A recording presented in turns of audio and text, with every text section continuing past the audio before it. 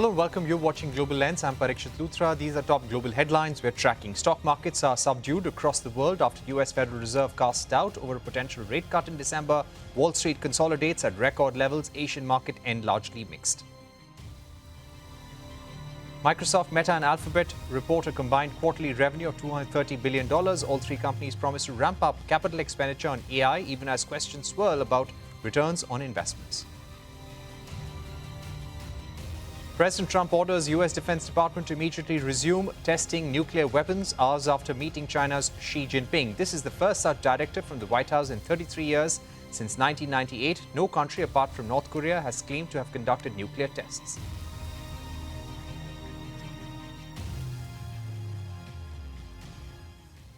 Our top focus this evening: the world's two largest economies have finally shown signs of easing trade tensions. US President Donald Trump and Chinese President Xi Jinping held their first in-person talks in nearly 6 years. Both leaders met at the sidelines of the Asia-Pacific Economic Cooperation Summit in South Korea's Busan. The meeting lasted for around an hour and 40 minutes. There was no joint statement, but Trump revealed that they reached a consensus on important trade and economic issues, including rare earths. Let's break it down. The US said it will slash tariffs on Chinese goods by 10% to 47% from the current effective rate of 57%. That's lower than the 50% tariffs that India is facing. President Trump praised China's efforts to crack down on fentanyl and cited that as the reason for reducing tariffs by 100 basis points. The additional tariff of 20% over fentanyl, which has now been cut to 10%. In return, Beijing will pause export restrictions on rare earth magnets to the US for a year. According to President Trump, China will also begin purchasing American soybean, other farm products and energy. Additionally, President Trump confirmed that he will be visiting China in April and continues dialogue with Beijing to iron out trade differences. Meanwhile, Xi could visit the US post that. Trump praised Xi as a great and powerful leader. He said that on a scale of 1 to 10, the meeting was a 12. Xi Jinping also softened his tone, saying US and China should be partners and friends.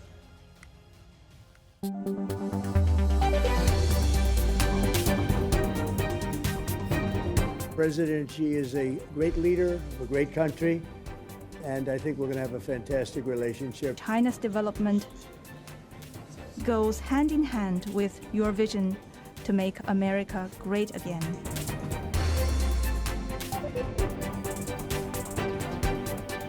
I put a 20% tariff on China because of the fentanyl coming in, which is it's a big tariff. And based on the statements today, I reduced it by 10%. So we did discuss chips, and they're going to be talking to NVIDIA and others about taking chips.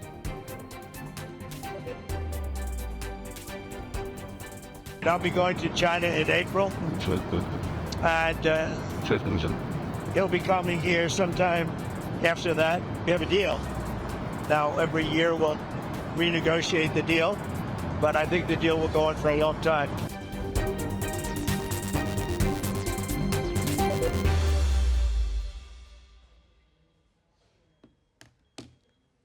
While the talks do mark a breakthrough, it's important to remember that a formal deal has not been signed yet. Talks, which were far less detailed than past negotiations, produced minimal commitments. Key issues such as Taiwan's status, the TikTok dispute and the US export ban on AI technology remain unresolved. The leaders also did not discuss China's purchases of Russian oil. So will this meeting lead to lasting progress? Joining us now to discuss this are Lieutenant General S.L. Narasimhan, Adjunct Distinguished Fellow at Gateway House, and Jennifer McKeown, Chief Global Economist at Capital Economics. Jennifer, how much do you think has really been achieved? Is this going to be seen as some sort of relief for US companies at least? Yes, I think it's something of a relief. I think if we look at what's actually changed, and China stood to gain the most from this. To be clear, yes, US companies benefit from the delay to those export restrictions on rare earths, which had the potential to really gum up supply chains. But for China's perspective, what was key was to reduce those tariffs on goods exports, and they have come down a bit. That in itself may not offer a massive boost to China, but what it does do is to take away the much greater risk that there was going to be a further acceleration, that we were heading back to those 100% type tariffs against China, which would have stood to really dent the economy. So I think there is some relief here, but it's very clear that tensions between China and the US are going to remain in place. The two are geoeconomic competitors. There are major tensions there that won't go away overnight, but at least for the next year, hopefully, things look a bit more stable. Right. Just before meeting President Xi, General Narasimhan, we saw that statement from President Trump where he said that he's going to start ordering nuclear tests to be carried out in the United States because adversaries, allies of America are doing it all the time. This will be the first time in 33 years. Experts are divided on the rationale of the move. Do you think this was more of a message to Xi that US is a superpower, the most powerful country in the world when it comes to defense? Thank you, Parikshit. And let me take your mind back a little bit. During Trump 1.0, he already removed himself from the INF treaty and he started testing the launch vehicles. That was done already earlier. This time around, he has gone around to testing the nuclear weapons, which is a step ahead of what he was planning to do. And he said when he said other countries are trying to increase their nuclear stockpile, which typically implied the new silos that have been discovered in China in Xinjiang, could be one good reason as to why he wanted to go ahead with that. Plus, also Russia tested a nuclear-powered missile last week, earlier this week. So that also could be a motivation for him to start this particular thing. However, I am sure this would have put some kind of pressure on the Chinese team before he met President Xi. Right. Indeed, an important point. Now, on the issue of rare earth minerals, Jennifer, the Chinese Commerce Ministry had said that they would suspend export controls that were announced on October 9 in return for US pausing 50% penetration rules on export controls. Does this mean that the first set of export controls on rare earth minerals, including magnets, that were imposed on the 4th of April, they are still in place? So it does not mean that the flow of refined rare earth from China to US would be absolutely free-flowing. The earlier restrictions still continue. You would still have to get those licenses, give guarantees that this is not going to be used for defense purposes. That seems to be the case so far. However, there had already been a lot of work done on the US side to, and on the China side, to smooth that license approval process, which originally was quite slow. And US firms did seem to be in a relatively good position then regarding getting approval for those licenses, and rare earths were flowing into the US. So the additional export controls that had been announced were a major concern, and the fact that those have now been delayed for a year is a significant relief. Right. General Narasimhan, coming back to you, how do you think both sides benefit from this? US pausing 50% penetration rules on export controls. Donald Trump said that, yes, they spoke about export of chips from US to China. They spoke about NVIDIA chips, but they did not speak about the most advanced Blackwell AI chips. So what do you think is the deal that has really been agreed upon by two sides? I think we need to wait for the results to come out of this meeting a little more. But what I would like to say at this point in time is there are four things that Mr. Trump said in his tweet regarding one is, of course, agricultural purchases. Second is, of course, the rare earth elements and critical minerals, and also the other magnets, etc. So this is something which has been troubling the American economy to a great extent. And some of the factories were actually going to run short of these magnets for their production. So I think that must have been a great amount of hurry for the US to resolve that. I think temporarily for 1 year that has been resolved. In the meanwhile, they have agreed to keep the talks going so that they can come into some kind of an agreement. So to that extent, America seems to have walked away a little better out of this deal. And what Mr. Trump tweeted, it also talks about import of soybean, sorghum, etc. from US, and also start the process for buying energy, gas as well as oil from US. So from the face of it, from what Mr. Trump has tweeted, this seems to be the case. But the statement which came from Ministry of Foreign Affairs of China doesn't talk about any of these. So I think we need to wait for some more results to come. But temporarily, there's a relief for US is what I feel. Right. On the agricultural front, it seems the US was really hurting as far as China stopping purchase of US soybean. Not even $1 worth of soybean was being purchased by Chinese businessmen and Chinese production houses. How do you think this is going to help America? And considering there are no details of this in the Chinese Foreign Ministry or the Chinese Commerce Ministry statement, what is it that you would be watching out for in the next few weeks? Who is that question to? Jennifer. Oh, sorry. Well, I'd be looking to see on how much China follows through on these pledges to buy more soybeans. What we saw during Trump's first term was that there were these significant pledges to buy more US products, which weren't always fully met.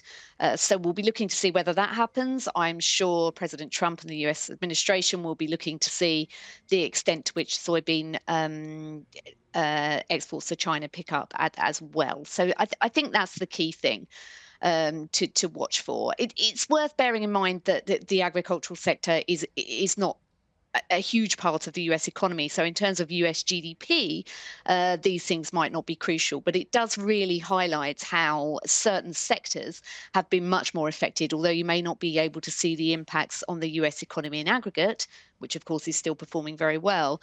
This relationship with China is very important to sectors like agriculture and also, of course, in some parts of industry that are reliant on rare earths. Right. General Narasimhan, do you believe that all of this is really boiling down to a fight and competition for AI dominance?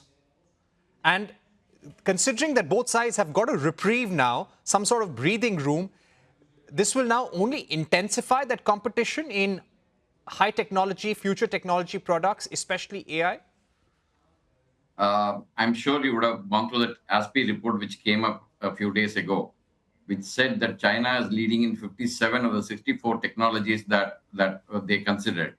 So there is already a competition that is going on between China and US on the science and technology field. It is not only, most of the concentration seems to be on artificial intelligence. I would expand that a little bit to add quantum technologies as well as the space technologies. These are actually where China is actually reducing the gap faster with the US. So to that extent, yes, the statement that you made is true. But I would request you not to only narrow down to artificial intelligence, but also look at the broader technological advances that are taking place both in China and US and the competition that is emanating thereof. So to that extent, yes, there is some relief for the US. However, the Chinese also will benefit out of this rapprochement, a little bit of rapprochement that has taken place. And I think both the sides could actually get into some kind of, I would say, not a competition though, some kind of advancement of AI technologies in their own respective way. Right. Jennifer, were you also surprised that there was no discussion or follow through on the phase 1 trade deal that was agreed in Trump's first term? The US last week in a statement had said that it was investigating China for not following through with a commitment to increase purchase of goods and services by $200 billion annually. That did not find any mention in statements by both sides. Yeah, well, I guess that's part of the relief, really, that we're not going back over old ground and threatening new tariffs or new sanctions. And presumably both parties wanted to keep that out and to look forwards to how this deal might shape up for the future. But I guess it is possible that when we look forwards to the next meetings, we know another meeting is going to take place in April. Presumably there will be meetings before the end of the 1-year review of this deal, it may be that these things start to crop up again. So I don't think that we can assume that because this agreement has been made, that by President Trump's words, this has been a 12 out of 10 meeting, that things have been, that we've drawn a line under this and that these tensions won't accelerate again. I think that these issues will continue to crop up in the coming months, and that's going to be influencing markets all year. Right.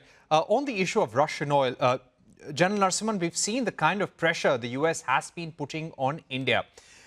But again, when it came to Xi Jinping, no mention of purchase of Russian oil and gas. So why these double standards? Why these two stands, one for India and one for China? Or do you think this is going to come up in successive talks? I have 3 points. One on the previous question that you had, if you permit me. Please, there is a report which came up a little while ago that the US has started a study of the phase 1 trade deal that they signed in Trump 1.0, basically to see and understand as to how much the Chinese have not met the requirements that were imposed on them because of that agreement. So that issue is not dead. It is going to be in the background for a while. But as Jennifer said, I think it is going to come up again in future. The other thing about the Russian oil, if you take that statement which Mr. Trump made before he met Xi Jinping, that he also didn't mention about India's buying of oil or anything else at that point in time. He says, I like Mr. Modi, etc., which is commonly he does. And so therefore, even on the Russian oil, he didn't push further on India also at that point in time. However, in the US-China meeting, there has been no mention of this. That does not mean that it would not have been discussed. Probably it is not in the open domain. I am sure some kind of discussion would have taken place on this. Even if it has not come out in the open now, I am sure the trade teams that are working on further issues, that I am sure they will deal with this again. And let's not forget, there are sanctions now on two of the biggest oil refiners in the US, Lukoil and Rosneft, which cover almost 50% of Russian crude oil imports around the world. So that itself makes it difficult for China to also buy more Russian oil directly. We'll have to leave it there. But thank you very much, Jennifer and General Narasimhan, for joining us for a very interesting discussion on a very important topic as well. We're taking a short break here on Global Lens. On the other side, we put the spotlight on the humanitarian crisis in Gaza after Israel briefly broke the ceasefire, in which at least 100 Gazans were killed. Dr. Alan Pereira of Médecins Sans Frontières will join us shortly.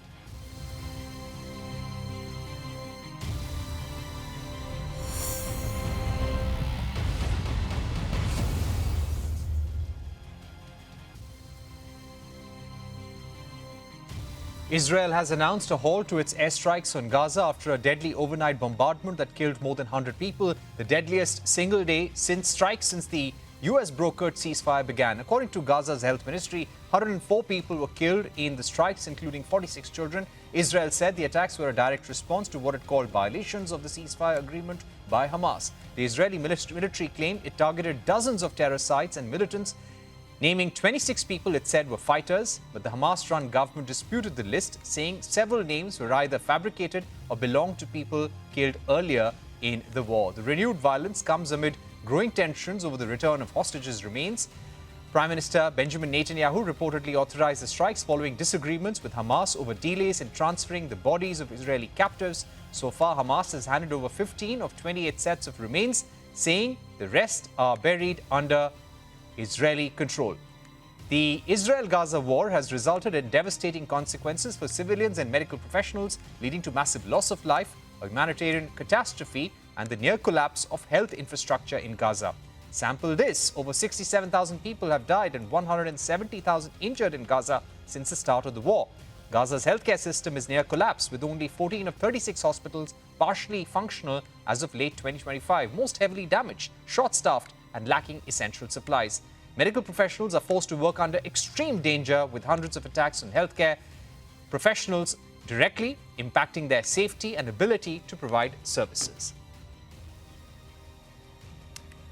The big question: can the fragile ceasefire still hold? And what is the humanitarian toll on civilians and doctors struggling to cope with what's happening in war-torn Gaza? Joining us now to discuss this further is Dr. Alan Pereira, Emergency Health Manager at Médecins Sans Frontières. Dr. Pereira, thank you very much for joining us. First of all, what's been the larger impact of the strikes by Israeli forces in Gaza this week? Thank you for having me. I think we've already seen huge destruction from the war for the past 2 years. We were hoping that during the ceasefire, there would be an increase in humanitarian aid that would be available to people. However, with the strikes, even last night, we received more than 50 dead and more than 100 injured in the different hospitals supported by MSF or Doctors Without Borders in Gaza. At the same time, we still have problems in providing care that was already lacking from before. No water, no shelter, not enough supplies to be able to run hospitals. Right. What I'd also like to ask you, what is the kind of toll this 2-year war has taken on health professionals like you? We've seen doctors from the MSF dying in the crossfire, getting injured as well. Many aid centers, aid vans being targeted as well. So what's been the mental impact on doctors who have been working under very difficult circumstances? Yeah, I think you already mentioned the physical impact. There's been many health workers from different organizations who have either lost their lives or have been permanently injured, including 15 staff from our own organization, MSF. We also have Dr. Mohammed Obaid, one of our doctors from MSF, who is still under Israeli custody for almost a year and not been released even during the ceasefire. So that's the physical toll. From a mental health toll, in addition to looking after their own families, as nobody is spared in this thing, people have actually had to also provide care to others. So for now, people are just still living day to day. The scars from this war are probably going to last for a lifetime, and the access to mental health care has still not been enough, and lots still needs to be done for that. Right. Could you give us a sense of what does Gaza really need now in terms of diseases, long-term care of people who have been wounded over the last 2 years? What does Gaza need now? So I want to remind you that Gaza had a very high level of care and highly qualified staff before the war. So since then, because of the decimation of the health system, healthcare workers and all as well, there are the direct and indirect impacts of the war. So in direct impact, we've had people die. We've had people, more than 5,000 people amputated, including children who've lost multiple limbs as well. We have people, more than 100,000 people of the 2 million people of Gaza have some level of permanent disability that needs rehabilitation, physiotherapy in the longer term. So that's on the physical side. We did mention mental health as well.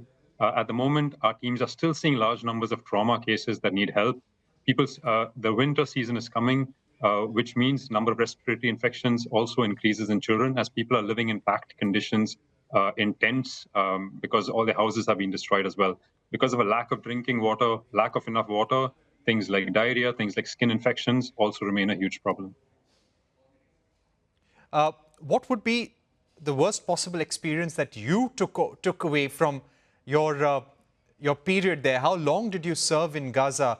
And is there any experience that you'd like to share with us which really describes the situation on ground? Yeah, I was in Gaza for a month in the month of September, supporting our teams as well. I think each of the numbers we just mentioned, there's a person and a life and a family and a story behind that. There's 2 stories that I'd like to share just as an example, but everybody has the same story.